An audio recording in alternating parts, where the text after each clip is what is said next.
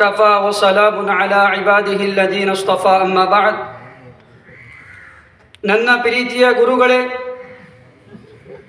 ಮತ್ತು ಮುಖ್ಯ ಅತಿಥಿಗಳೇ ಹಾಗೂ ನನ್ನ ಪ್ರೀತಿಯ ಸಹಪಾಠಿಗಳೇ,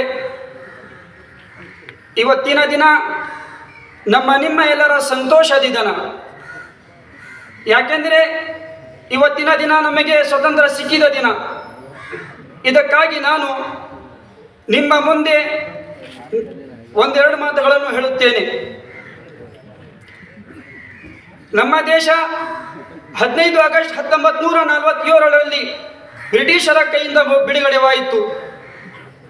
ಈ ದೇಶಕ್ಕೆ ಸ್ವಾತಂತ್ರ್ಯ ತರಲು ನಮ್ಮ ಮುಸ್ಲಿಂ ಉಲಮಾ ಕೂಡ ಹೋರಾಟ ಮಾಡಿ ತನ್ನ ಪ್ರಾಣವನ್ನು ತ್ಯಾಗ ಮಾಡಿದರು.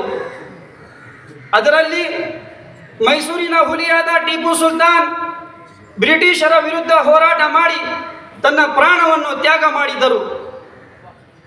ಹೀಗೆ ನಮ್ಮ ಉಲಮಾಗೆ ದಿಲ್ಲಿಯಿಂದ ಚಾಂದನಿ ಚೌಕಿನವರಿಗೆ ನೆಣ ಹಾಕಿದ್ದರು. ಹೀಗೆ ಮೌಲಾನಾ ಮಹಮೂದ್ ಹಸನ್ ದೇವಬಂದಿ ಕೂಡ ಈ ದೇಶದ ಸ್ವಾತಂತ್ರ್ಯಕ್ಕಾಗಿ ಇಂಡಿಯನ್ ನ್ಯಾಷನಲ್ ಕಾಂಗ್ರೆಸ್ ಎಂಬ ಪಾರ್ಟಿಯನ್ನು ಮಾಡಿ ಹೋರಾಟ ಮಾಡಿದ್ದರು. ಆಗ ನಮ್ಮ ದೇಶ 1947ರಲ್ಲಿ ಬ್ರಿಟಿಷರ ಕೈಯಿಂದ ಬಿಡುಗಡೆವಾಯಿತು. ನಮ್ಮ ದೇಶದ ಸ್ವಾತಂತ್ರ್ಯಕ್ಕಾಗಿ ನಮ್ಮ ಹಿಂದೂ ಮುಸ್ಲಿಂ ಕೂಡ ಸಹಾಯವಾದರು.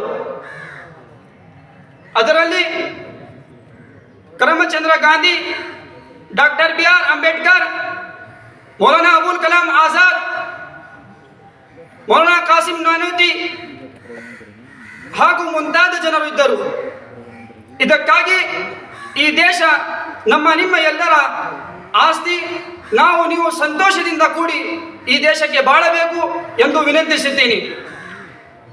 ಇಷ್ಟು ಮಾತು ಹೇಳಿ ನನ್ನ ಮಾತನ್ನು ಮುಗಿಸುತ್ತೇನೆ. ಜೈ ಹಿಂದ್, ಜೈ ಕರ್ನಾಟಕ. ವಮಾ ಅಲೈನಾ ಇಲ್ಲಲ್ ಬಲಾಗ್.